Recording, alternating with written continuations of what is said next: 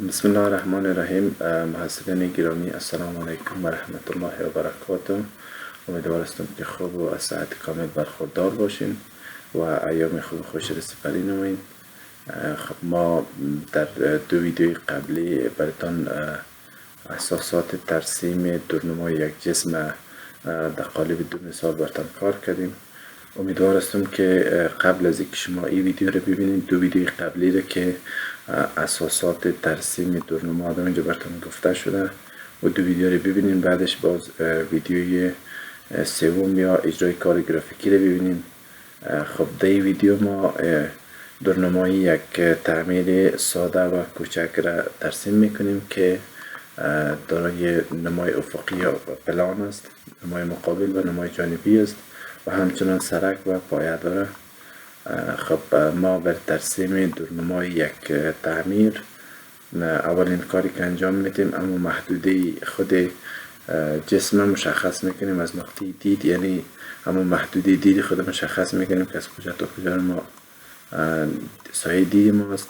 خب از نقطه دید یک خط رسم میکنیم به دورترین نقطه در این قسمت و همچنان یک خطی کمکی دیگر رسم میکنیم به اینجا به نقطه دوم.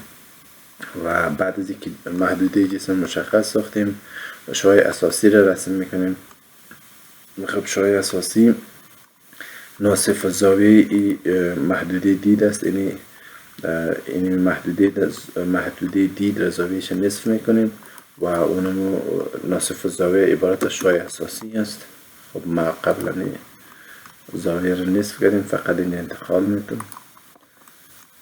خب شعاع اساسی رو ما رسم کردیم. حال مستوی تصویر بالای شعاع اساسی عمود است، پس مستوی تصویرم ما اینجا آماده ماندیم و این قسمت میمونیم و این شعاع مستوی تصویر ما طوری رسم کردیم که یک نقطه مشترک با خود زینه تعمیر یا با کل یک قسمت از تعمیر داشته باشه.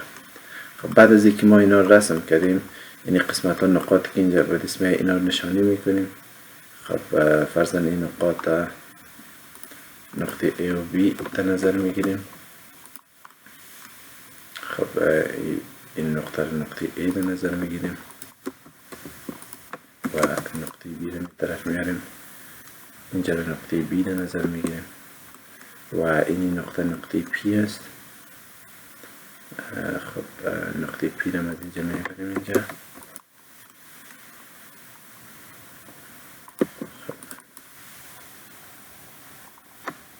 نقطه P و یک نقطه مشترک که در اینجاست اینم شما را گذاری میکنیم. فرضاً نقطه یک در نظر میگیریم میره. خب به این ترتیب ما نقاطی که اینجا با مستوی تصویر در تماس بود اینا رو نشانی کردیم. بعد از این محراقا را رسم میکنیم. خب بر ترسیم محراقا ما از نقطه دید خط را موازی با نظام خطای جسم رسم میکنیم. خب از این قسمت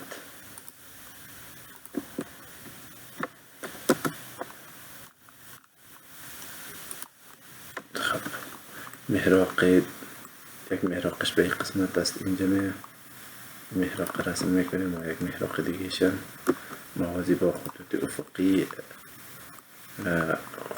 یک محراق دومی موازی با خطای افقی است که ما وقتی محراق رسم کنیم اینجا تقاطع به دست میاد. خب به این شکل یک محراق دیگه اینجا به دست میاد. خب این نقاط اینجا انتقال میتیم. خب محراق F1 و F2. خب این نقطه رو کپی میگیریم اینجا.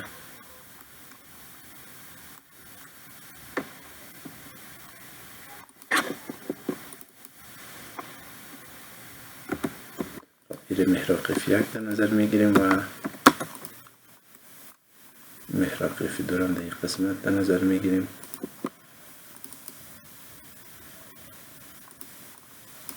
محراق F2. بعد از اینکه این ترسیمات ابتدایی رو بر روی پلان از تعمیر انجام دادیم همین نقاط کلش انتقال میدیم به این قسمت روی مستوی تصویر. خب ما نقطه P اینجا قبلا مشخص ساخته شده، بر اساس نقطه P دیگر نقاط ما از اینجا انتقال میدیم. خب مثلا نقطه A را اندازه فاصله میگیریم 54 است. خب میایم اینجا فاصله 54 نقطه A را اینجا رسم میکنیم. خب 54 اینجا نقطه 1 است. خب از اینجا نقطه 1 انتقال میدیم اینجا.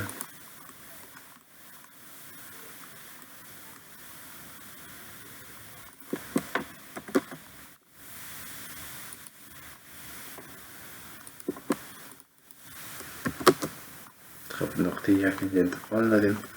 بعد از این نقطه بی را انتقال میدیم. از بی را میبینیم که از پی به کدام فاصله است.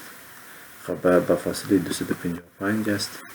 میم نقطه بی را اینجا انتقال میدیم 255. خب اینجا را نشانی میکنیم. خب نقطه بی را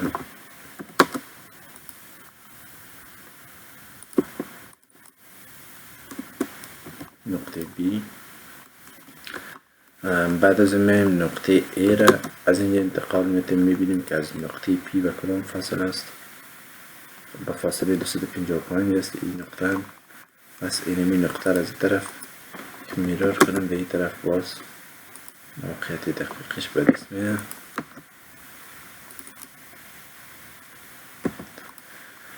خب نقطه A را انتقال دادیم. خب فاصله این نقاط محراق روی خط افق انتقال پیدا میکنه.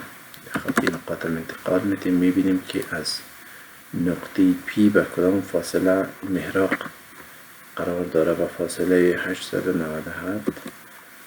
خب از اینجا اون فاصله محراقی فی دور 897. خب اینجا محراق فی دور پیدا کنیم.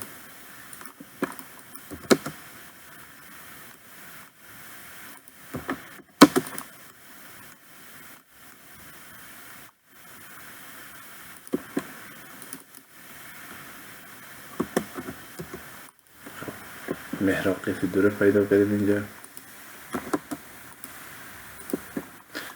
بعد از این محراق F1 فاصلهش میبینیم که از نقطه P کدام فاصله است.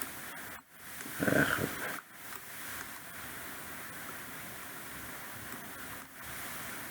میبینیم 888 فاصله است. پس میایم فاصله را به فاصله 887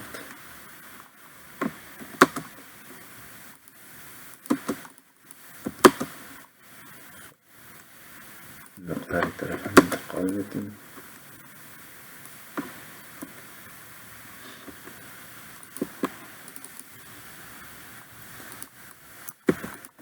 خب فاصله محراق را از اینجا انتقال دادیم. بعد از این کار شروع میکنیم. خب ترسیمات ابتدایی روی پلان ما انجام دادیم و این نقاطی که بغیر از دوتا محراقین F1 F2 باید روی خط افق انتقال کنه و دیگر نقاط کلش روی خط زمین انتقال کنه. خب ما میبینیم که جسم ما زینه با خود مستوی تصویر در تماس است. ما برای که فهمیده شود هر خود تعمیر به چند جزء کوچک تقسیم کردیم. خب پیک و رنگ سرخ گرفتیم، نمای افقی و نمای مقابلش به شکل و جانبیش. بعد از خود تعمیر گرفتیم که خود تعمیر به رنگ سیاه گرفتیم. رنگ سیاه خود بلاک نظامی تعمیر است، باکس تعمیر است و رنگی که به رنگ آبی است به سه نما زینه را نشان میده. ما در سه بخش جداگانه اینا رو پیدا میکنیم و در آخر سرک و پایه را پیدا میکنیم. خب دونمای از این جسم از نقطه 1 شروع شده. ما دونمای زینه را اول رسم میکنیم. خب چون این قسمت میبینیم دونمای مقابل ارتفاع پته اول 15 واحد است. 15 واحد است. پس اول پته اول دونمایش رسم میکنیم. خب نقطه 1 داریم، بخوایم این کنج پیدا کنیم محراق خط F1 است. پس نقطه 1 باید به F1 وصل کنیم. نقطه 1 به F1 وصل میکنیم. خب به F1 وصل کنیم. بالای این نظامی خط این نقطه را پیدا میکنیم. خب برای اینکه این نقطه را پیدا کنیم در ویدیوی قبلی گفتیم که چرا خط پیدا میشه. از نقطه A باید ما عمود رسم کنیم.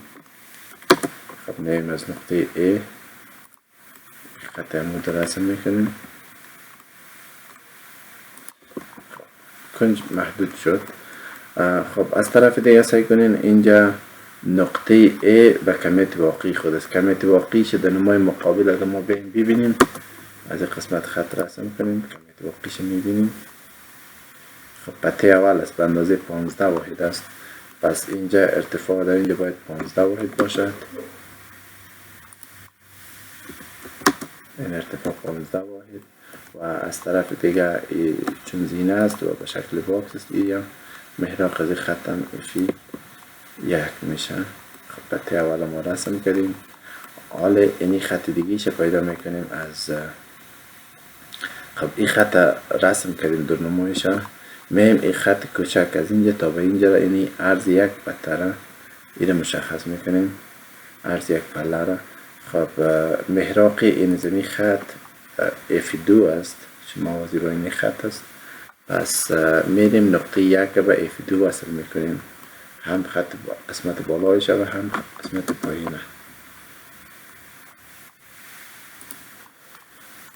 خب محراقش گفتیم F2 است. پس باید به F2 وصل شود و قسمت بالایش هم به شکل محراقش F2 است. اینو به F2 اینا رو وصل کنیم. خب پته اول اینا برزی که ما در نقشه ببینیم. برزی که ما اینی نقطه را پیدا کنیم. این نقطه را پیدا کنیم باید به نقطه دید وصل کنیم. این نقطه را خب این نقطه را به نقطه دید وصل میکنیم.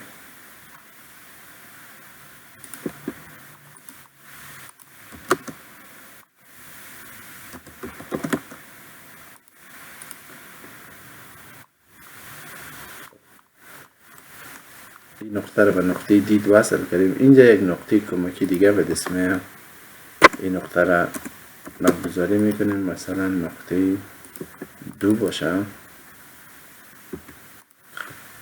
نقطه 2 را میبینیم که از نقطه P به کدام فاصله است؟ 32 واحد. پس میایم از نقطه P 32 واحد یک تا نقطه رو نشانی میکنیم به این شکل و این هم نقطه 2 است.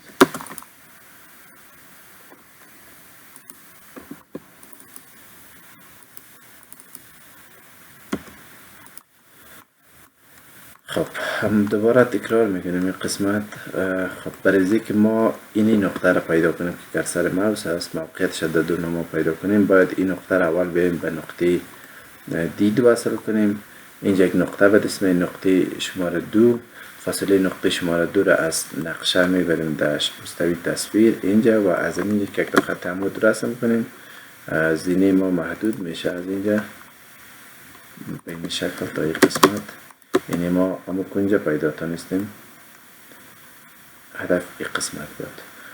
خب حالا دوباره در این کنج رسیدیم. ما خب در اینجا رسیدیم بخوایم که این خط رسم کنیم. خب این خط محراقش این محراق F1 است. پس میریم در مستوی تصویر این خط به F1 وصل میکنیم. خب خط به F1 وصل میکنیم و از طرف دیگه بخوایم که خب ما از این کنج رفتیم به این طرف اینی کنج بخوایم پیدا کنیم. این از اینجا باید اینی خطش رسم کنیم. این خط محراقش F1 است. خب میم اینی کنج ما داریم. خب اینی خط کوچک باید رسم کنیم در این قسمت که محراقش F1 است. پس اینو به F1 رسم میکنیم. خب پته اول ما رسم کردیم. بعد از میایم پته دوم رسم میکنیم. خب پته دوم ما این قسمت باید رسم کنیم. خب این ارتفاعش ما نداریم کمیت واقعی نیست چون فقط پته اول تماس است. پس این نقطه رو ادامه میدیم. در نقطه 1 باید به کمیت واقعی خود یعنی کمیت واقعیش پته دوم ارتفاعش 30 واحد است. این پته اول تا اینجا 15 و 30 واحد. پس میایم در نقطه 1 در نقطه 1 باید با کمیت واقعی خود رسم شود. این 15 واحد اینجا، 30 واحد از اینجا رسم میکنیم.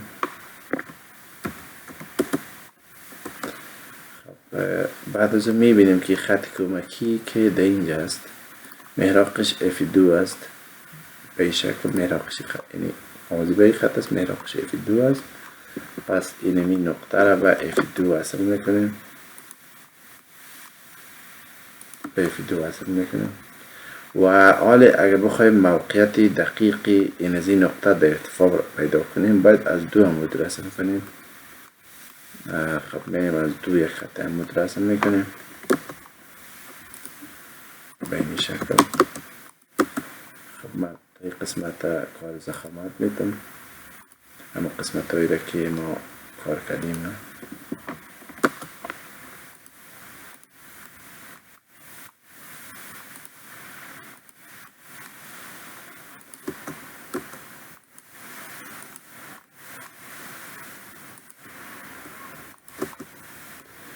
خب از نقطه دو عمود رسم کردیم. یک کنج بالایی به دست آمد. خب ما کنج بالایی رو داریم مثل پته اول، برای این مسیر و طرف رفت این نقطه رو به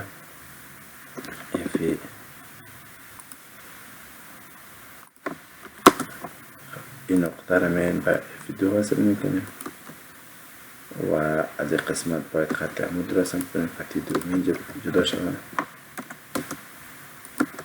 خب بعد از اون ما در اینجا کنج رسیدیم. فعلا در این کنج در ارتفاع 30 سانتی باید پیش بریم. محراق از خط F2 است. میم اینمی نقطه را به F2 وصل میکنیم. خب این نقطه به F2 وصل شد. ما خطی دوم یک مقدار شکار کردیم.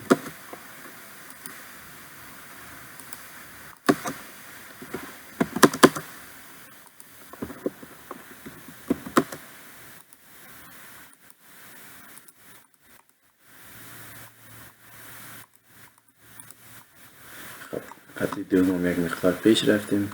حال دوباره مسیر ما به طرف محراق F2 است.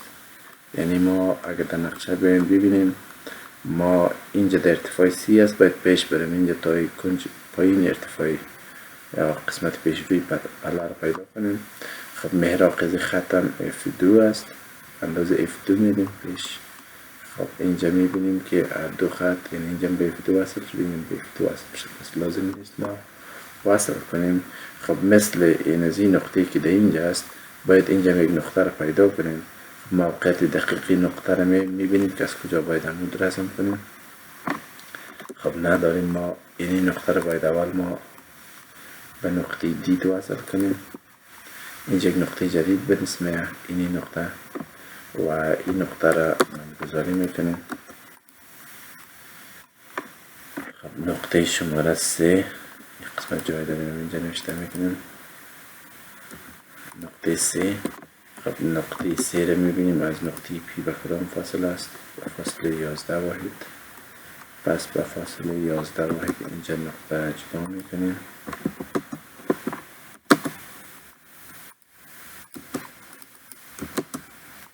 خب این نقطه 3 است.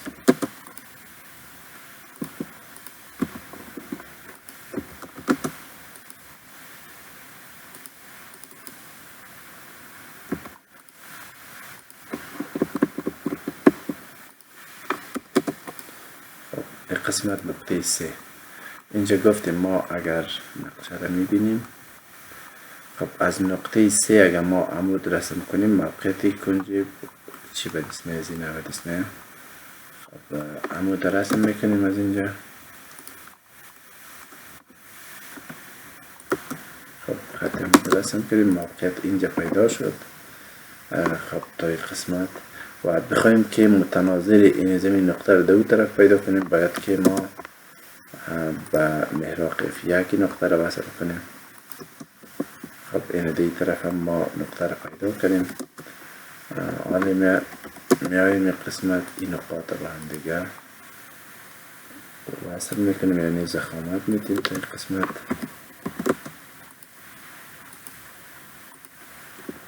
خب یعنی قسمت باتی دوم کار کردیم.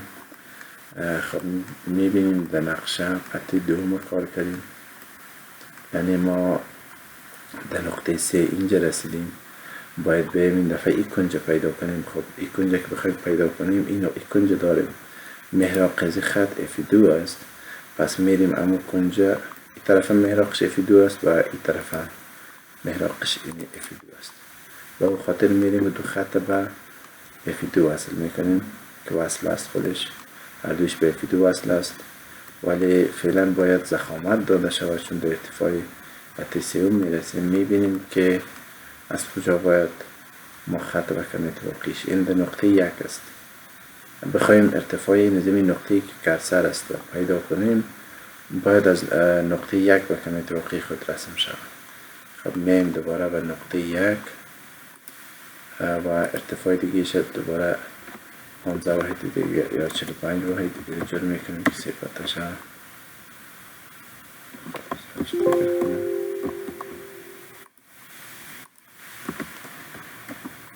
خب این ارتفاع رو پیدا کردیم و محراق خط F2 بود.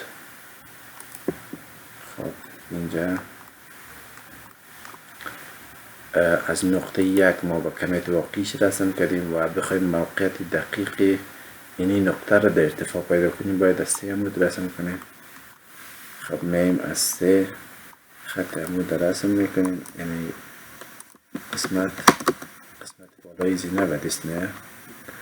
خب قسمت بالای زینه اینجا را که ما پیدا کردیم مثل اینجا ورست، باید ما خط اینی خط رسم کنیم در اینجا. پس اینی خط باید به محراق وصل کنیم. میم این خط قسمت این خط به محراق F1 وصل میکنیم.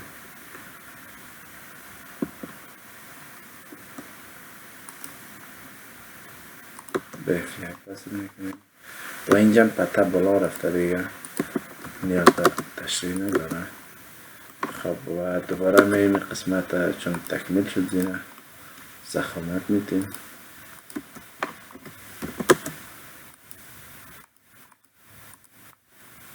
خب قسمت پته سوم ما پیدا کردیم. حالا میم اینی کنج دیگر رو پیدا میکنیم. خب ما این نقطه رو در ارتفاع 45 واحدی پیدا کنیم. حالا اینجا رو باید پیدا کنیم. خب این نقطه رو داریم، بخوایم این نقطه رو پیدا کنیم، اینی خط محراقش F2 است. پس همین نقطه رو ما به F2 وصل میکنیم. اون به F2 وصل است. خب از کجا باید عمود رسم کنیم که موقعیت این نقطه به دست بیاد؟ خب ما برای دریافت موقعیت دقیق یک نقطه باید ما نقطه را به نقطه دید وصل کنیم. بعد از اینکه نقطه را به نقطه دید وصل کردیم، میبینیم که مستوی تصویر در کجا قطع کرده این نقطه. پس این نقطه را ولی نامگذاری میکنیم. خب نقطه شماره 4. خب یعنی ما اگر در مستوی تصویر از نقطه 4 عمود رسم کنیم، موقعیت دقیقی نظامی نقطه به دست میاد. پس میریم 4 را اینجا پیدا میکنیم که به کدام فاصله است، 28 واحد. میایم اینجا از P به طرف راست 28 واحد. خب موقعیت نقطه 4 ما پیدا کردیم.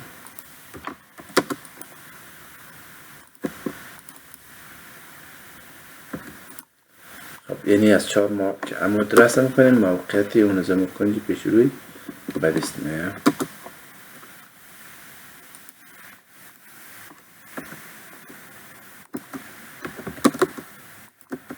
خب ما این موقعیت این نقطه رو پیدا کردیم.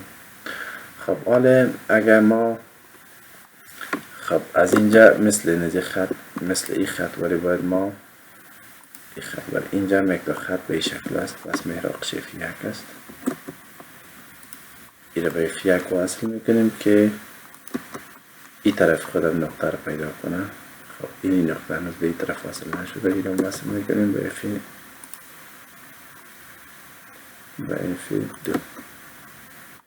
خب ما تانستیم که پته آخرم ترسیم کنیم. خب حالا میم قسمت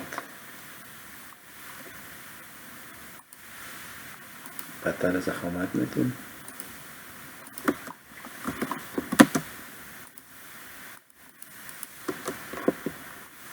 ما زینه را رسم کردیم. خب بعد از اون میبینیم که بغیر از زینه دیگه چی است. ما اگه اینجا برتان نشان بتم توسط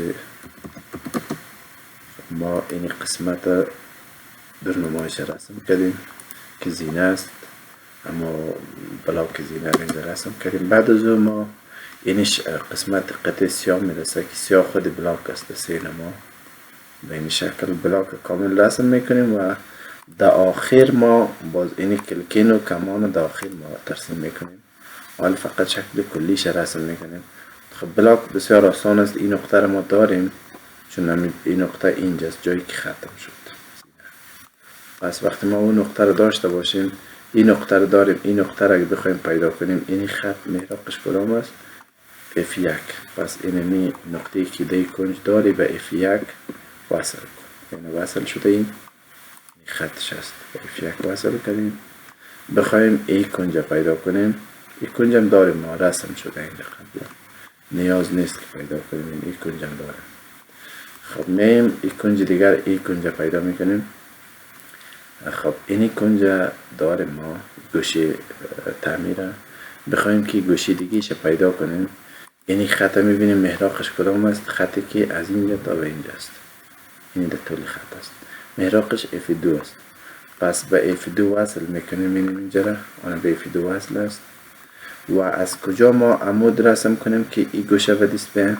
برای ترسیم عمود ما باید اینمی نقطه را به نقطه دید وصل کنیم. خب اینجا به دست میاد نقطه. خب یک نامگذاری میکنیم اینجا، یعنی نقطه 5 میشه اینجا. پس نقطه 5 ما باید در مستوی تصویر یا در دورنما انتقال بدیم. نقطه 5 این 5 او طرف انتقال میتیم و از اونجا عمود رسم میکنه که موقعیت نقطه به دست بیاره. خب با فاصله 2 3. خب میم از پی به فاصله 2 3. خب موقعیت نقطه 5 اینجا پیدا کردیم.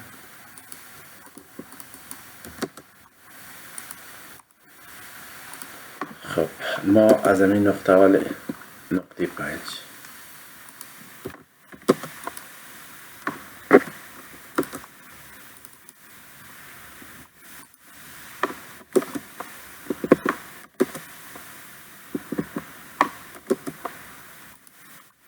از نقطه 5 که ما عمود رسم کنیم، در جایی که این خط قطع میکنه کنج تعمیر است. پس در این قسمت کنج تعمیر است. این خط ما تونستیم که ترسیم کنیم. خب این کنج تعمیرم که ما رسم کردیم، فقط ضخامت میتیم تا این قسمت مراحل کار ما فهمیده شد. پس میایم اینجا و از اینجا دوباره به قسمت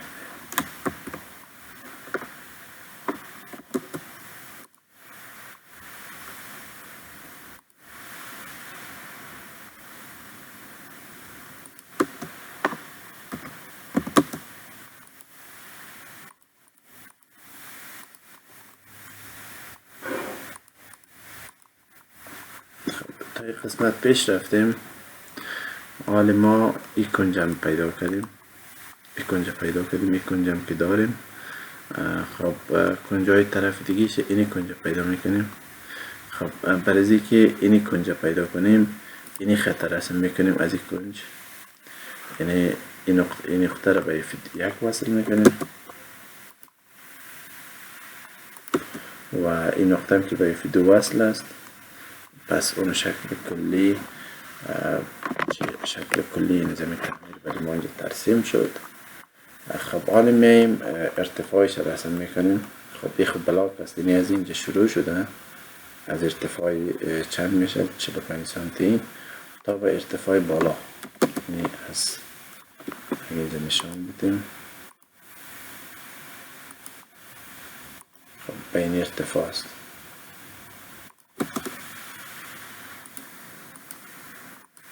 یعنی از ارتفاع 45 تا ارتفاع 391. پس بخوایم که این ارتفاع واقعی در افقی پیدا کنیم، باید ما در کدام نقطه ارتفاع واقعی رسم کنیم. خب ارتفاع واقعی این زمین خط در نقطه 1.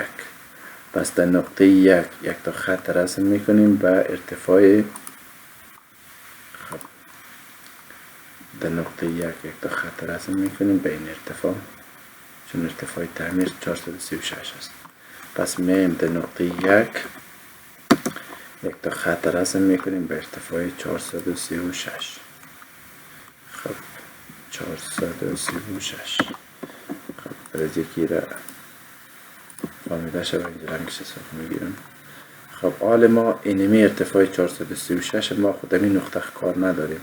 موقعیت دقیقی این نقطه را اگه بخوایم پیدا کنیم، خب اینمی خط کمکی که رسم کردیم محراقش F1 است. پس میم اینمی نقطه را به F1 وصل میکنیم، به F2 ببخشیم.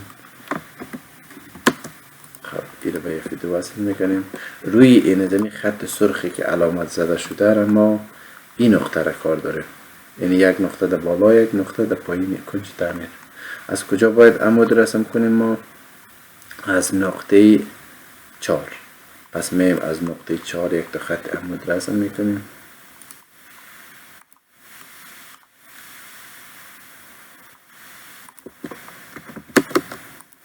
خب یعنی از این قسمت شروع شدن. پس ما تانستیم که خط تعمیرم رسم کنیم.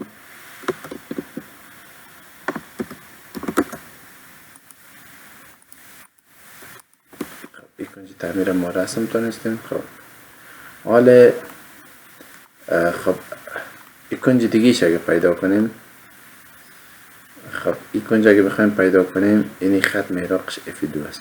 پس این خط به F2 وصل شدن. این از اینجا یک تا خط ارتفاع میتیم. خب ما این خط هم پیدا کردیم، جزئی از تعمیر است، قسمت ضخامت میتیم.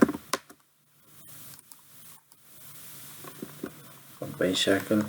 حالا میم دو کنج دیگر پیدا میکنیم. این کنج پیدا میکنیم. خب این کنج ما اینجا پیدا کردیم، یعنی این از این کنج خط باید رسم کنیم. خب نیاز به دریافت موقعیتش نیست، ما شما نظر به خود سطح میبینیم، یعنی همین کنج است. برای که ما بفهمیم ارتفاعش چقدر است، ارتفاع این پایه و این پایه هر دوش یکی است، یعنی شما اینجا میبینید. و اینی خط محراقش F1 است. پس اینی کنج طرفی رو به F1 وصل میکنیم. این کنج دیگه هم ارتفاعش پیدا میشه، دقیق موقعیت نقطه بالایی پیدا میشه. خب یعنی تا این قسمت این را رسم کردیم ما. خب حالا کنج پیشروی پیدا میکنیم، کنج پیشروی یا اینی کنج. خب این خط رسم میکنیم از این کنجی که اینجا داریم، محراقش F1 است. پس اینجا را ما با F1 وصل میکنیم و این خط اگر رسم کنیم، این خطی که انتخاب کردیم محراقش F2 است. پس این از این کنج به F2 وصل میکنیم. خب شکل کلی باکس ما تقریبا شکل کلی باکس ما رسم کردیم تا این قسمت. حال میم خود شکل پیک یا رنگ سرخ که اینجاست این را ترسیم میکنیم. خب ببینیم پیک این رنگ سرخ در پلان اینجاست، در نمای مقابل پیک این ساحه است و جانبی هم رنگ سرخ اینجاست. خب برای که ما موقعیت و ارتفاع پیک پیدا کنیم، این نقطه را ادامه میدیم. خب از این گوشه پیک یک تا خط موازی با محور، موازی با اون زمین محور چیه خطی که به F2 وصل است، یعنی به مستوی تصویر وصل میکنیم. خب اینجا یک نقطه به اسم، خب این نقطه را ما فرضاً نقطه شماره 5 نامیدیم. خب این نقطه را نشانه میکنیم اینجا. خب و شماره 5.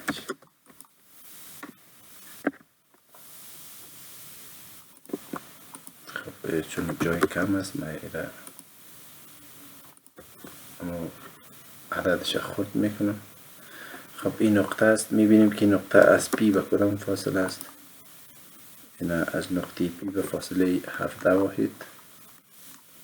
خب به طرف راست اینا اینجا به فاصله 17 واحد ما جدا میکنیم.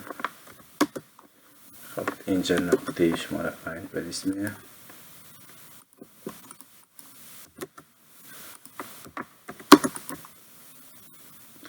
نقطه 5 خب اینا اسکیلش خود میکنیم که جایش رو اینجا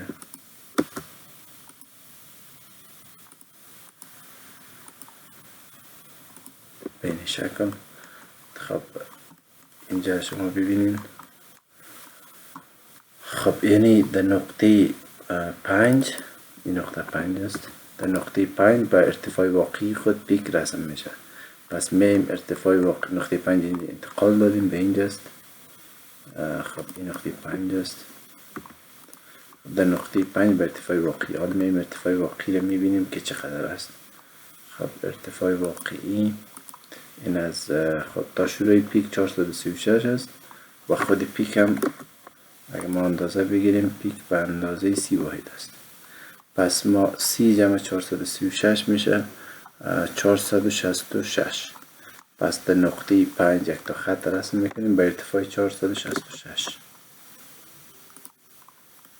خب ارتفاع 466. خب ما کل پیک اگر دیده باشید پیک به اندازه خط زیاد نیست، یعنی ارتفاع پیک به اندازه 30 واحد است. پس میایم این از قسمت بالا از اینجا 30 واحد به طرف پایین ما خط جدا میکنیم ایسا هم. خب ایناله خط کمکی رو میبینیم. خط کمکی ما موازی با یا محراقش F2 است. پس اینمی گوشه خط را که ما رسم کردیم به F2 وصل میکنیم. خب لاین میگیریم از قسمت بالای پیک به F2 و قسمت پایین پیک در قسمت است. خب برای که خب طرف فهمیده شد من رنگ زیر تغییر میتونم اینجا فرضاً به رنگ میگیریم. خب حال ما پیک تقریبا روی نظمی دو تا خط که انتخاب شده پیک است. حالا برای که موقعیت دقیقی این از کنج پیدا کنیم باید این کنج به نقطه دید وصل کنیم. نقطه دید وصل میکنیم. خب تقریبا از نقطه 4 کمی و طرفتر است. پس میم از نقطه 4 با فاصله خیلی کمی طرفتر یک خط عمود رسم میکنیم بین فاصله و در جایی که این دو خط قطع میکنه اونجا نمو کنج است. پس کنج پیک از اینجا شروع شده. خب اینجا خط رسم میکنیم. یه کنج پیک است که ما موقعیت و ارتفاعش با استفاده از خطوط کمکی رسم کنیم. خب کنج پیک رسم کنیم. خب حالا میم پس به نقشه. خب این کنج پیک ما داریم. بخوایم این کنج پیدا کنیم باید به محراق F2 وصل کنیم و از نقطه B عمود رسم کنیم که موقعیت دقیق این نقطه در دورنما پیدا شود. خب به F2 وصل است دوتام این هر دویش وصل است، یم وصل است و یم وصل است. از کجا عمود رسم کنیم؟ از نقطه B. خب از نقطه B خط عمود رسم میکنیم که پیک آخرش برای ما معلوم شد. این آخر پیک ما پیدا کردیم. پس پیک از ضخامت میدیم.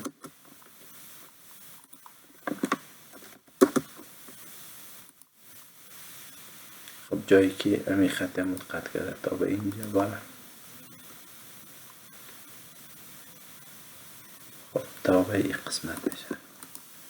این پایین میه. خب حالا این مشخصات از رنگ میاریم روی قسمت میندازیم. خب پیک تا این قسمت شما انستیم رسم کنیم. خب دوباره در نقشه میایم. خب این کنج ما داریم. این کنج که کرسر ماوس است. این کنج است بالا و پایینش. بخوایم این کنج پیدا کنیم محراق این زمین خط F2 است. پس میایم این کنج رو به F2 وصل میکنیم.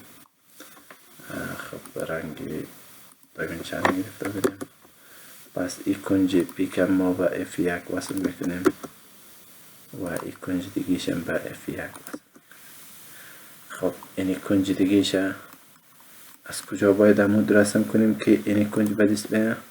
هنوز نداریم. پس اول این نقطه را میگیریم و نقطه دید وصل میکنیم در جایی که مستوی تصویر قطع کردنی از نقطه A به فاصله 27 واحد به طرف راست. خب میم از نقطه A به فاصله 27 واحد به طرف راست. اینجا نقطه جدید به دست میاد. خب مثلا این نقطه را میمانیم نامشه نقطه 6. نقطه 6 را پیدا کنیم. خب در نقشه این نقطه را ما نامگذاری میکنیم. خب این نقطه را نقطه 6 نام کنیم.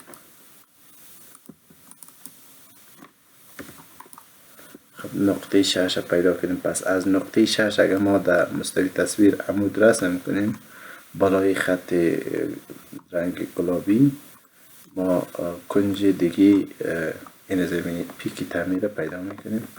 خب از اینجا خط عمود رسم میکنیم. خط عمود از اینجا رسم میکنیم جایی که این دو تا خط دیگه را قطع میکنیم. پس کنج دیگه پیک ما رسم تانستیم. این را ضخامت میدیم. خب این از کنج پیک میاد تا به این قسمت و پایین به این شکل پس دوباره به اینجا. خب رنگ سیاه رو برش میدیم چون تکمیل شده این به این شکل. خب فقط کنج پیشروی پیک این کنج مانده اینجا که کرسر ماوس است. خب ما این کنج داریم، این کنج هم داریم. پس اینی خط اگر رسم کنیم محراق از خط F1 است. این را به F1 وصل میکنیم.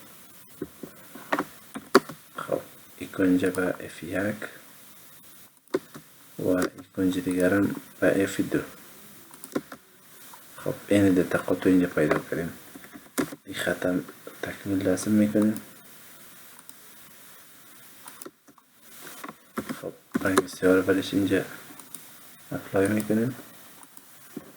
پس ما پیک پیدا کردیم. حالا میبینیم که یگان خطا باید تا آخر ما رسم نکنیم. مثلا این خط تا از این به این طرف نامرئی میشه. پس تا اینجا رو بگیریم و این دیگیش هم به این شکل تا به اینجا باید باشد.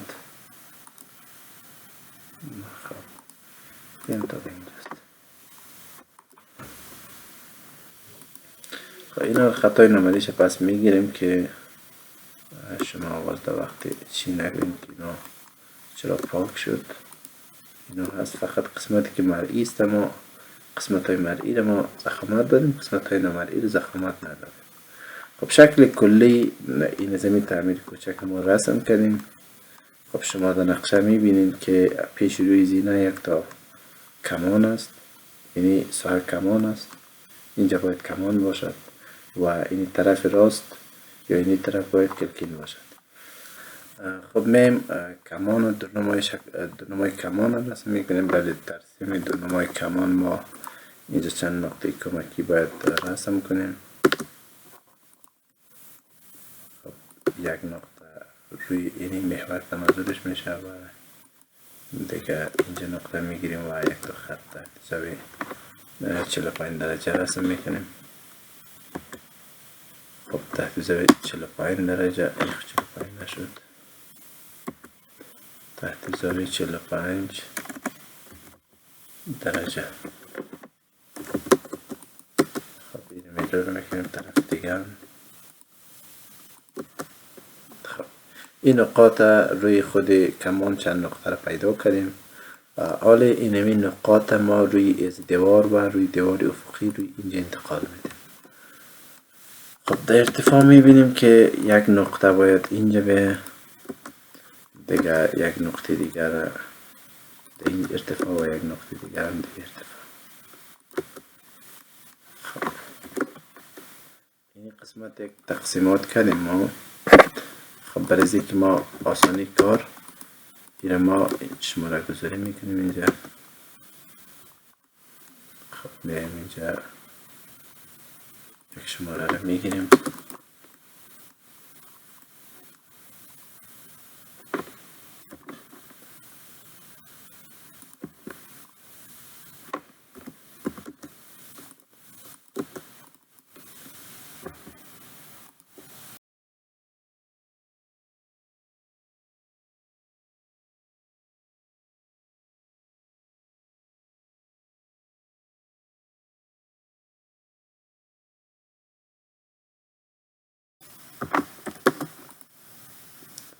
هر تقسیمات هر قسمت ما شماره برش میمونیم و این قسمت بالای نظمی دیوار و قسمت شروعی دیوار اینجا میشن. خب مثلا ارتفاع 0 و 1 میگیریم، یعنی 2 شماره 3 شماره 4 و شماره 5. خب این تقسیمات ما در دیوار عمودی انتقال دادیم. همین تقسیمات روی دیوار افقی انجام میدیم. خب یک تقسیمات که خود نیزی است و یک تقسیمات اینی رو پایین میاریم و تقسیمات دیگه هم این رو پایین میاریم.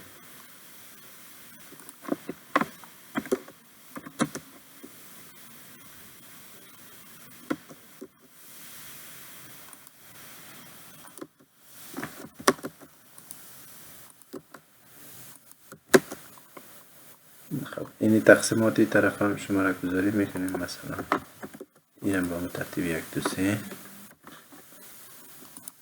شماره 2 شماره 3 4 5 و 6 و 7.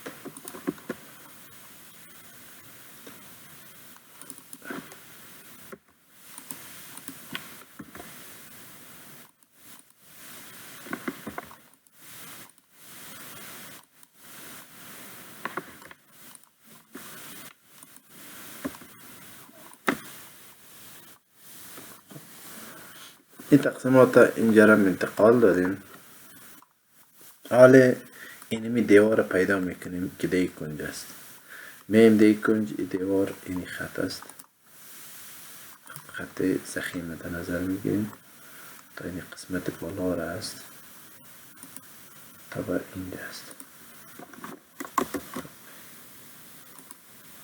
ما اینجا فقط مرگی چه نشان داریم تا اینجا است. خب اینمی خط ما با اینمی قطعات تقسیم میکنیم به می قطعات. پس میایم این خط انتخاب میکنیم.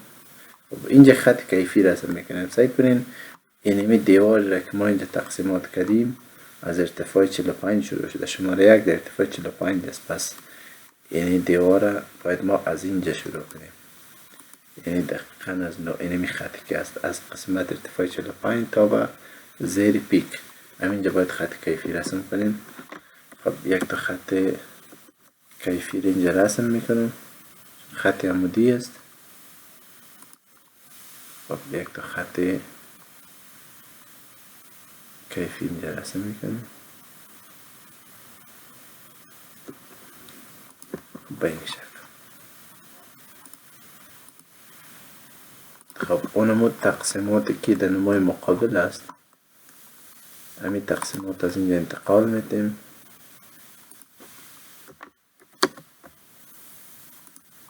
خب اینجا میاریم.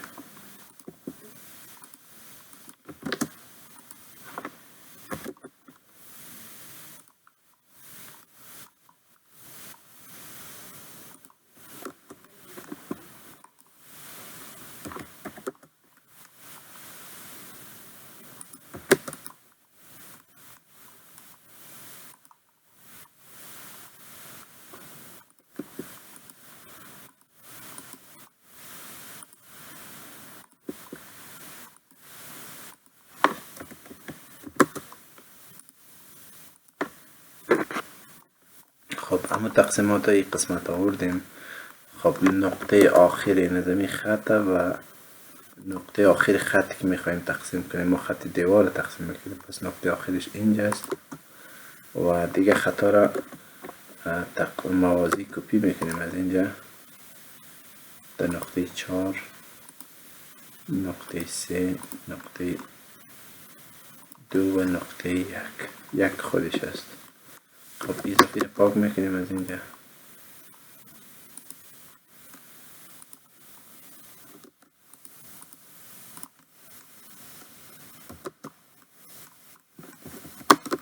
خب همین نقاط که روی خط کیفی رنگ سبز داشتیم بر روی خود خط عمودی دیوار ما انتقال دادیم. خب این قسمت اضافی را از اینجا ترم میکنیم.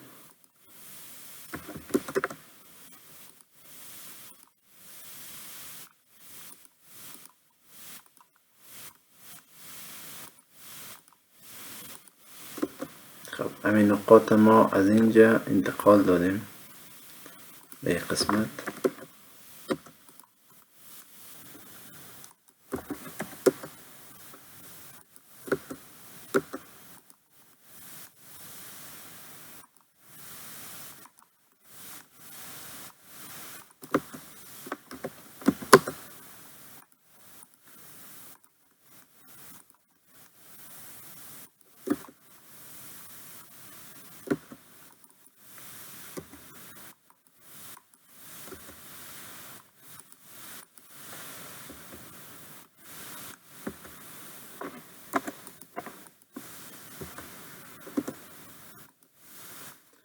این نقاط روی دیوار انتقال دادیم. حالا میم این خط افقی را ببینیم، خطی که از این کنج شروع شده و به کنج دیوار طرفی وصل شده. این تقسیمات روی این خط انتقال میدیم. خب این قسمت این انتقال میدیم. خب شما دقت کنین که این خطی که از کنج شروع شده، یعنی در درنما خطی که از کنج شروع شده این خط است. خب این خط است. این ما باید این خط با قطعات از 1 تا 7 که است به می تقسیمات کنیم. خب این قسمت میاریم، اما تقسیمات از این قسمت به اونجا انتقال میدیم.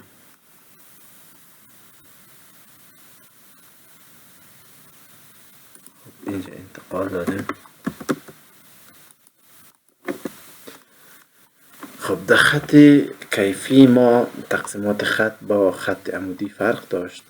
خب برای از اینکه ما پیدا کنیم یا همین خط تقسیمات کنیم با قطعات معین، ما قسمت آخر خطی که قطعات رویش است با قسمت آخر خطی که میخوایم قطعات تقسیم شود که این خط است، این با قسمت آخر وصل میکنیم و این را امتداد میدیم تا قطع کنه چی را، خط افق را قطع کنه. خب میبینیم که خط افق را کجا قطع میکنه. اینجا یک محراق جدید به وجود میاد.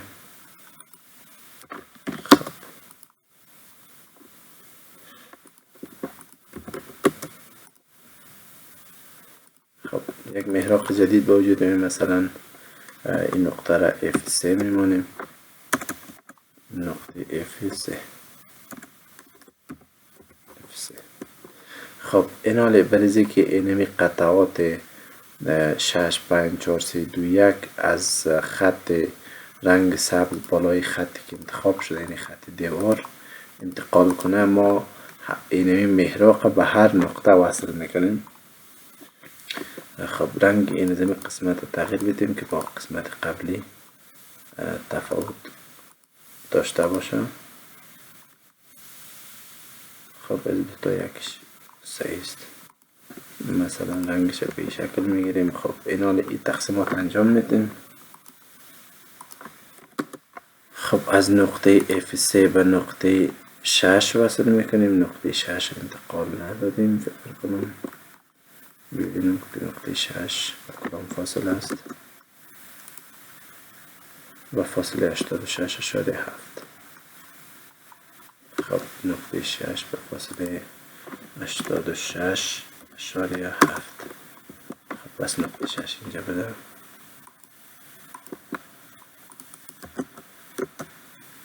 خب این قطعه رو گفتیم وصل میکنیم. نقطه F میاریم به نقطه 6 وصل میکنیم. نقطه 5 هم میرقم به نقطه F وصل میکنیم. نقطه 4 اینجا نداریم.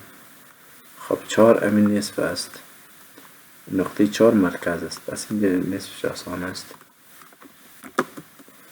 در نصف 5 و 3 نقطه 4 است. اینجا موقعیتش رو پیدا میکنیم.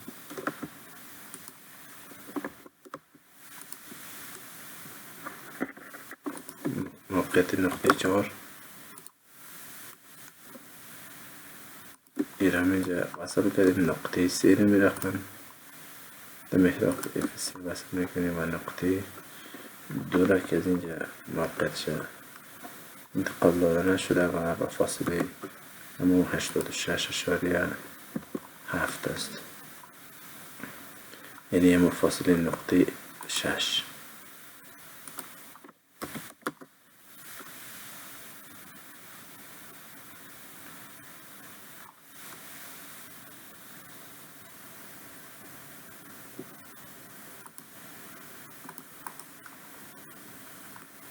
نقطه 2 از این کنج با فاصله 86.6 فکر کنم. خب اینجا پیدا شد، قبل میرم اینجا پیدا کنیم. خب این نقطه را به نقطه F3 وصل میکنیم، به نقطه F3 وصل کنیم. خب در حقیقت ما دانستیم که اینی خط را به قطعات متناسب از 1 تا 7 تقسیم کنیم.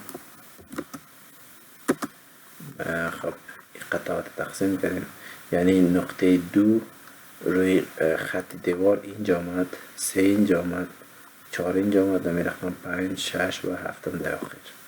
خب این نقاط هم اینجا انتقال میتیم برای که درک موضوع آسان‌تر شود. خب به ترتیب نقطه 2 را روی دیوار آوردیم، نقطه 3 اینجا نقطه 3 میشه روی دیوار، نقطه 4 روی دیوار، دیگر نقطه 5 روی دیوار، نقطه 6 روی دیوار و نقطه 7 روی دیوار. خب تا این قسمته که ما یک خط افقی دیوار که این خط که علامت زدیم اینی خط است در نقشه، این خط تقسیماتش روی دورنما انتقال دادیم و خط عمودی دیوار که در نام مقابل است در اینجا پیدا کردیم و اینی خط بوده که ما تقسیمات کردیم اونو از 1 تا به 5 دیگیش از 1 تا به 7. خب این حالی میبینیم که چه رقم است. خب دقت کنین این نقطه 2 از 2 که ما یک خط عمود رسم کنیم و 6 عمود رسم کنیم ارتفاعش به اندازه 2 است، محراق نزی خط F1 است. پس اینی نقاطا را کل شما به F1 وصل میکنیم. خب از نقطه 2 هم باید به F1 وصل شود، از نقطه 2 به F1 وصل شود. خب این قسمت یک رنگ دیگه بگیریم که شما خوبتر بفهمید.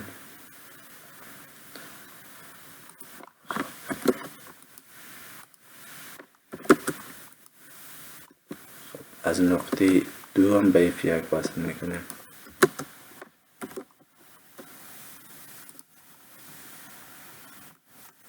این 2 به F1، نقطه 3 هم به F1، نقطه 4 هم به F1. پایین دیگه لازم نیست، همین چند نقطه ببینیم. اینی خطایی را که ما رقم رسم میکنیم محراقایش اینی خط محراقش F1 است. پس ما اینا رو به F1 وصل کردیم. حالا ببینین که از نقطه 2 به خط عمود رسم کنیم و از نقطه 6 عمود رسم کنیم تا به ارتفاع 2. اینی دو نقطه رو به دست میاره دو انجام خط، دو انجام کمان. پس از نقطه 2 خط عمود رسم میکنیم تا به کدام ارتفاع؟ تا ارتفاع 2، تا به این قسمت دیگه. از نقطه 6 گفتیم ما رسم میکنیم تا به ارتفاع. خب تا این ارتفاع رسم کردیم. این هم در حقیقت مو کمان است، این کمانی قسمت شما رسم کردیم. بعد جمعه از نقطه 3 اگر عمود رسم کنیم و از نقطه 4 عمود رسم کنیم کدام خط باید قطع کنه؟ خط 3 را، یعنی 3 و 5 و ارتفاع 4. خب از نقطه 3 خط عمود رسم میکنیم. این ارتفاع 3 را قطع کنه. از نقطه 5 می رقم خط رسم میکنیم. اینجا نقطه به دست میاد. 2 نقطه اینجا به دست آمد. خب این یک نقطه اینجاست.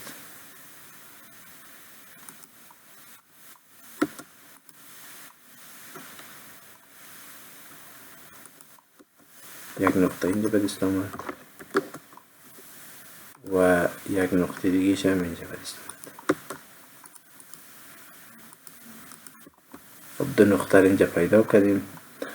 دیگه بعد از اون در نقشه میبینیم که از نقطه 4 اگه خط عمود رسم کنیم و 4 دیگه هم خط افقش رسم شده، تقاطعش قسمت بالای چی را به دست میده؟ کمان. این از 4 عمود رسم میکنیم در درنما و خط 4 که این خط است تقاطعش اینجا به دست آمد. یک نقطه اینجا به دست آمد. این نقاط به شکل نرم با هم دیگه وصل میکنیم. خب یک نقطه اینجا است به این شکل.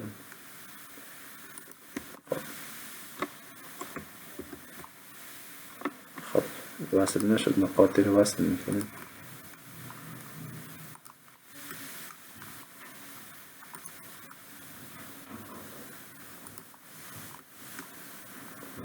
خب این نقاط با هم دیگه وصل ساختیم و ضخامت میدیم. خب کمان قسمت پیشرویش ما رسم کردیم. خب حالی میبینیم که در نقشه یک دیوار است. سایز کمان دروازه است، یعنی داخل سوراخ است. پس این ضخامت چقدر است؟ 30 میلیمتر است. ما این کنجا داریم. خب این کنجا داریم، داخلش باید پیدا کنیم. خب داخلش ما چیکار میکنیم؟ خب اینی نقطه را ما داریم. ببینین نقطه شروع این قسمت که کرسر ماوس است، این نقطه را ما داریم. کجاست؟ اینجاست. این نقطه را داریم. ولی وقتی بخوایم که موقعیت این نقطه را پیدا کنیم، بسیار آسان این نقطه را به نقطه دید وصل میکنیم.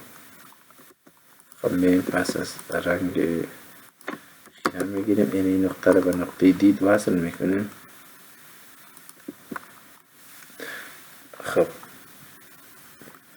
پس ما از کجا باید عمود رسم کنیم؟ از این نقطه.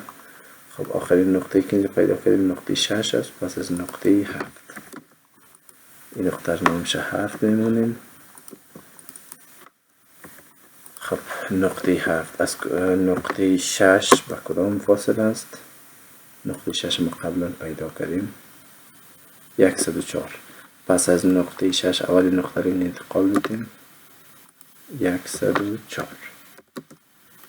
خب اینجا موقعیت نقطه را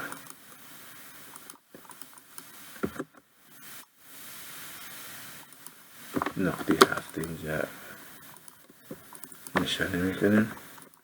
پس از نقطه 7 ما که خط عمود رسم کنیم موقعیت کنج داخلی پیدا میشه. خب حالا میبینیم که اینی خط محراقش کدام است؟ F2. پس امی کنج باید به F2 وصل شود. خب این کنج به F2 وصل میکنیم. کنج به F2 وصل کردیم، اینی خطش است. از کجا عمود رسم کنیم که کنج پیشی روی به دست بیایم؟ این از اینجا خط عمود رسم میکنیم. خب دقت کنیم ما اینی خط کار داریم. از این کنج تقاطع دو تا خط کنج پیشی روی به دست میایم. خب ما کنج پیشی روی کار داریم.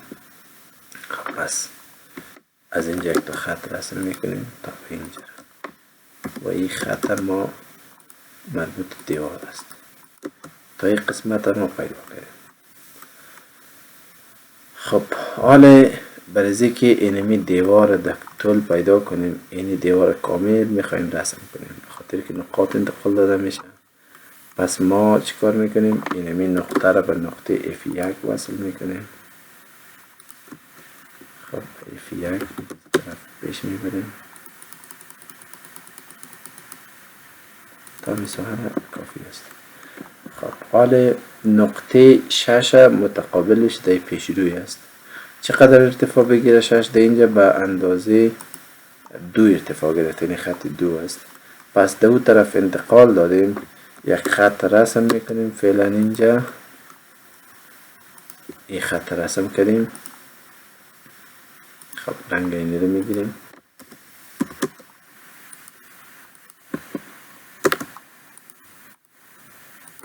خب این ما از اون طرف ارتفاع دادیم. خب میخوایم که اینی ارتفاع دو طرف هم تطبیق شود چون دیوار است.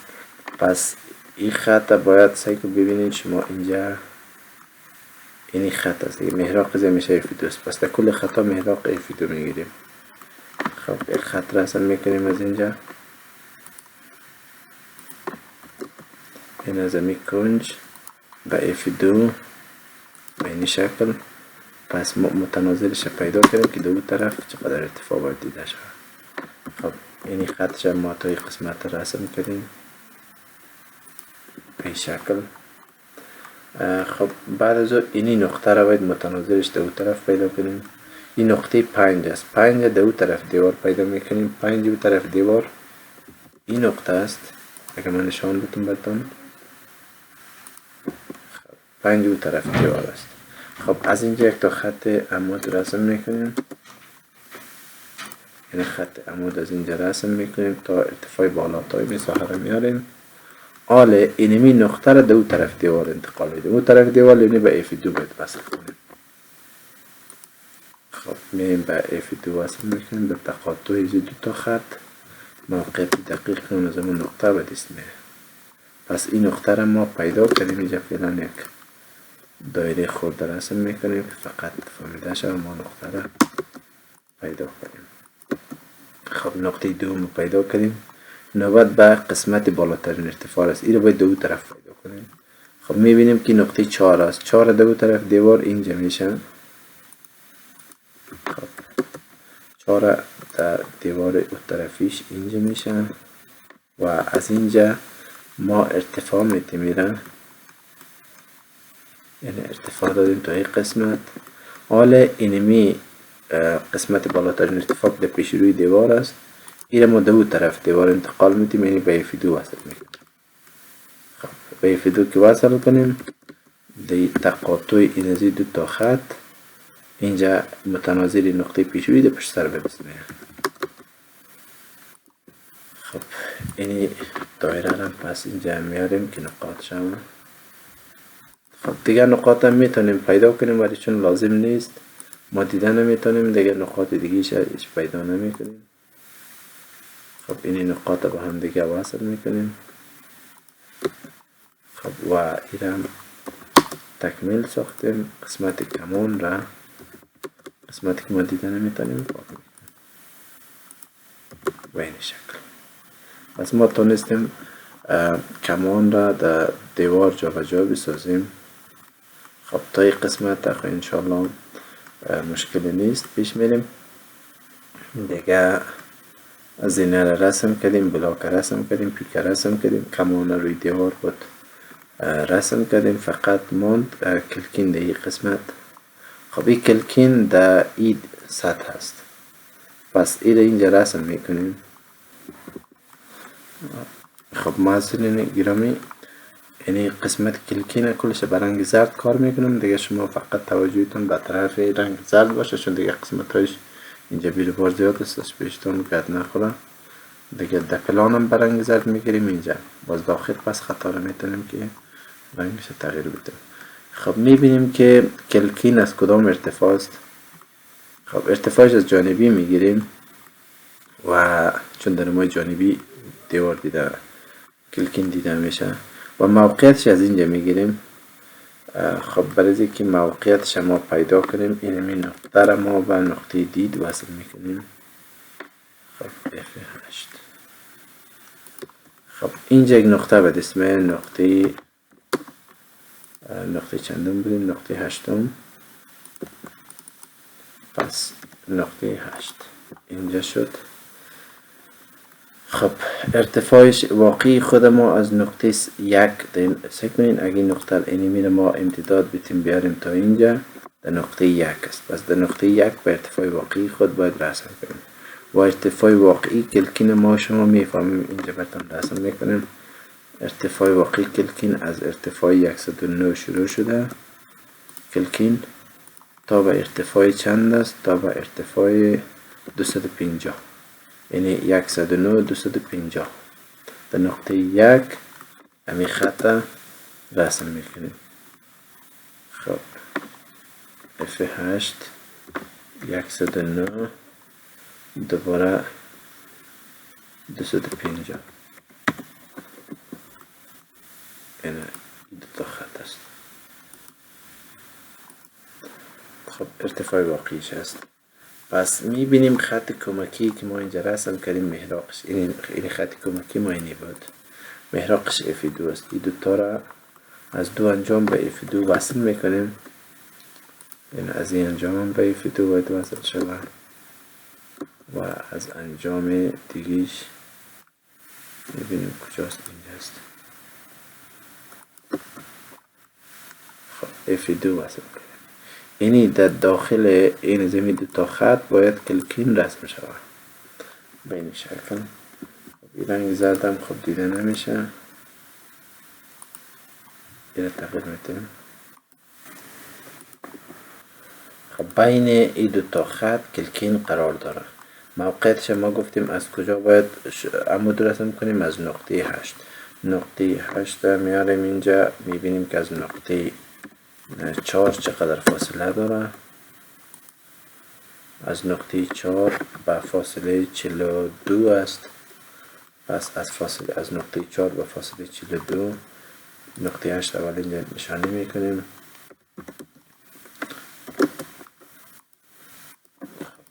نقطه 8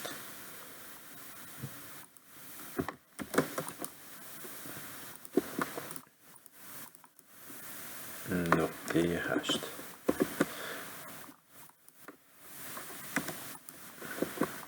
خب این از نقطه 8 خط عمود رسم میکنیم.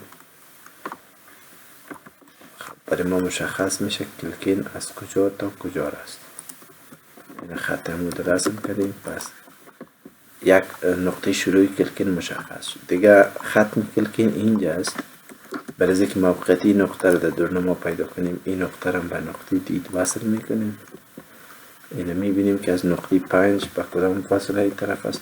خب نقطه رو اول نامگذاری میکنیم. نقطه شماره 9.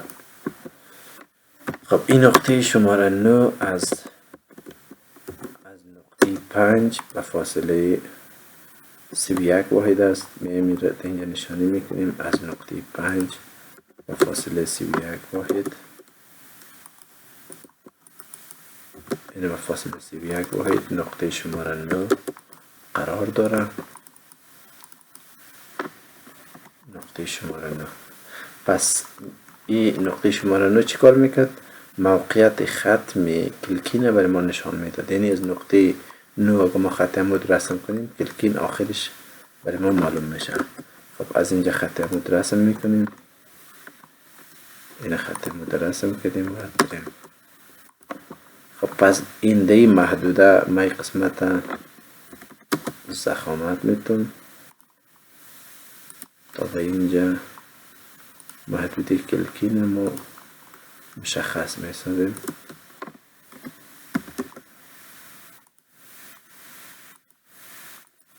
یعنی کلکین ما در روی دیوار مشخص ساختیم. خب میبینیم که کلکین در داخل خود تقسیمات داره. یعنی 3 تا در داخل خود جزئیات داره. این جزئیات انتقال میدیم. خب 3 مساوی تقسیم شده و از نظر افقی هم به 3 مساوی تقسیم شده. خب همین تقسیمات ما انتقال میدیم. خب اگر ما هر قسمت از تقسیمات انتقال بدیم یک نقطه اینجا میشه یکی اینجا و یکم آخر. تقسیمات دیگه هم اینجا میاریم. خب تقسیمات دیگه شد روی خودش روی نظمی خط میگیریم. این از خط از اینجا باز انتقال بدیم. خب میبینیم که فاصله چقدری است؟ 65.7 دیگه شمون 65.7 در نظر میگیریم. خب تا این قسمت پس میایم کلکن، شروع کلکن اینجاست، ما خط افقی کلکن تقسیمات میکنیم، اینجا تا خط افقی رسم میکنیم و 65.7 بود. اینجا طولش میبینیم که چقدر است،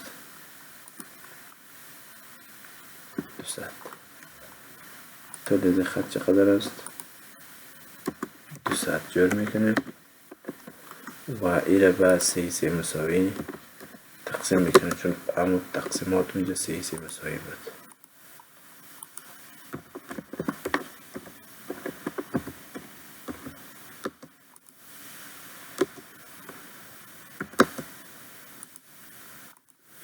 به 3 مساوی تقسیم میکنیم، چون خط افقی کیفی است، ما قسمت آخر با قسمت آخر از اینجا وصل میکنیم و امتداد میتیم که بر روی خط افق به دست به محراق جدید به دست به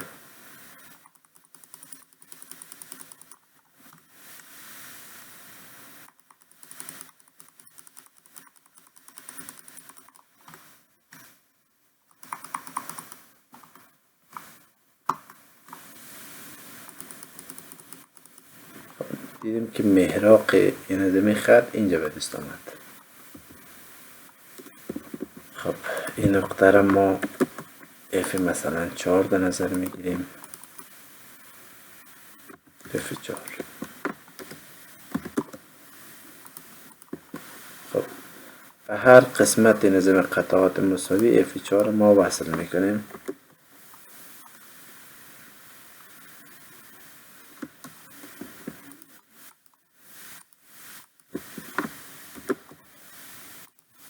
هر قطعه را ما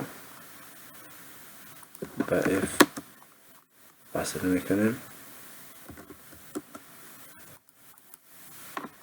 دیگهشم به شکل به اف 4. خب اینجا تقسیمات رو به دست آوردیم، یکی اینجا میشه، یکی اینجا و یکی اینجا. دیگه روی خط عمودی هم همین رقم تقسیمات انجام میدیم. خب خط عمودی که ما اینمی خط مستقیم به 3 تقسیم میکنیم.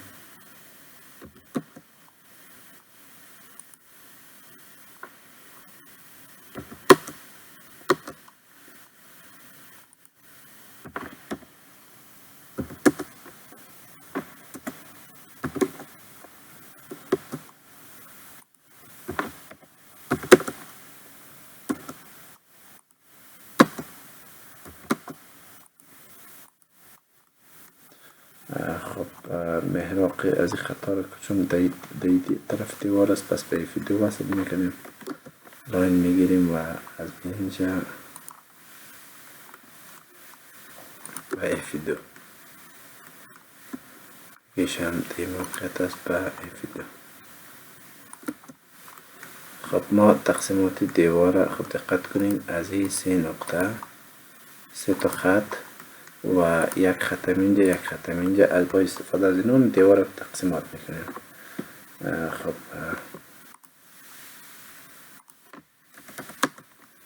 از اینجا خط عمود به طرف بالا تا به اینجا، از اینجا می رقم خط و این خط ها از اینجا تا به اینجا به شکل، از اینجا تا به اینجا. خب این خطا رو ضخامت میدیم، کار ما تکمیل است.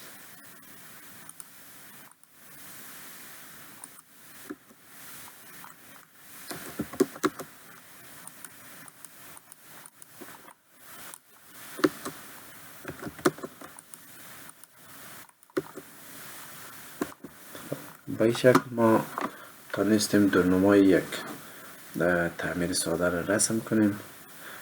خدا کنه فهمیده باشین و دقت داشته باشین در وقت دیدن ویدیو حتما کتابچه و وسایل ترسیم همراهتان باشد تا همزمان با اینکه من کار میکنه شما کار کنین تا مراحل به خوبی بفهمید و تعداد خطا زیاد شد اگرچه، ولی بسیار آسان است. شما فقط در هر مرحله از کار دیگه توجهتون به مو قسمت میگیرین که شما کار میکنین.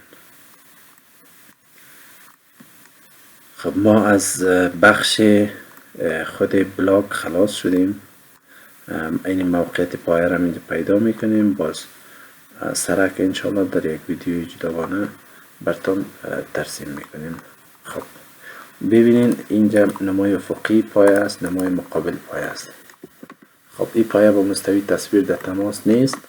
ما اولین کاری که انجام میدیم برای اینکه ارتفاع واقعیش پیدا کنیم، این نقطه را ما با مستوی تصویر وصل میکنیم. و مستوی تصویر وصل کردیم، یعنی دمی نقطه فرضاً این نقطه را ما نامش F میمانیم، F نه G نام میمانیم. خب در نقطه G ارتفاع نظامی پایه به کمیت واقعی خود است. این G را میبینیم که از نقطه P چقدر فاصله داره، از نقطه P. خب نقطه P این نقطه است. خب از نقطه P به فاصله 1032. پس می نقطه P اینجا پیدا میکنیم و 1032. این موقعیت نقطه اینجاست، نقطه G. خب نقطه G اینجا پیدا کردیم، اینجا میاریم نامگذاری میکنیم اینجا نقطه G، نقطه G. پس در نقطه G ارتفاع واقعی پایه را از نمای مقابل میگیریم که چقدر ارتفاع داره. از اینجا تا به اینجا میشه ارتفاع 310. پس در اینجا باید ارتفاع چقدر باشد؟ 310 باید 310. خب این حالی امی خط کمکی که ما رسم کردیم محراقش کدام است؟ نقطه F2 است. پس این نقطه را به F2 وصل میکنیم، هم قسمت بالا و هم قسمت پایین این زمین نقطه G ده. حال اینمی پایه در بین از دو تا خط است. موقعیت شما خبر نداریم، برای اینکه موقعیت دقیق شما بفهمیم که در کجاست. اینجا میم در نقشه و نقطه اونم پایه را مرتسم افقیش به نقطه دید وصل میکنیم، میبینیم که در کجا قطع کرد. در نقطه مثلا H، نقطه H نامگذاری میکنیم. نامگذاری اختیاری است در جریان ترسیم. خب نقطه H، پس از نقطه H اگر ما در درنما عمود رسم کنیم موقعیت دقیقی پایه پیدا میشه. خب فاصله اول انتقال میدیم در مستوی تصویر که به کدام فاصله است؟ 41.6 از نقطه A به طرف چپ. خب اینجا از نقطه A 41.6. خب موقعیت نقطه H پیدا کردیم، اینجا پیدا کردیم نقطه H.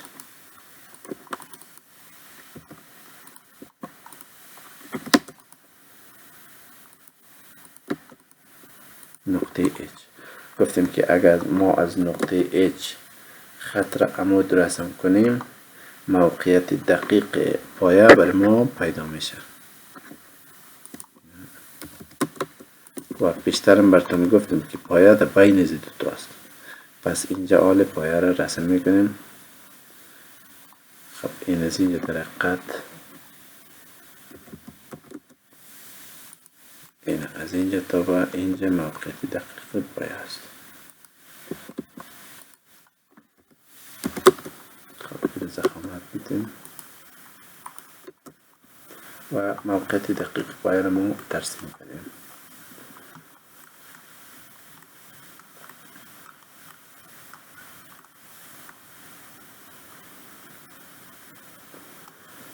خدا کنه ترسیمات و مراحل انجام درنمای یک تعمیر ساده شما فهمیده باشین و از نکات که اینجا گفته شد استفاده کنین و کارهای گرافیکی و پروژه صنفیتان انجام بدین.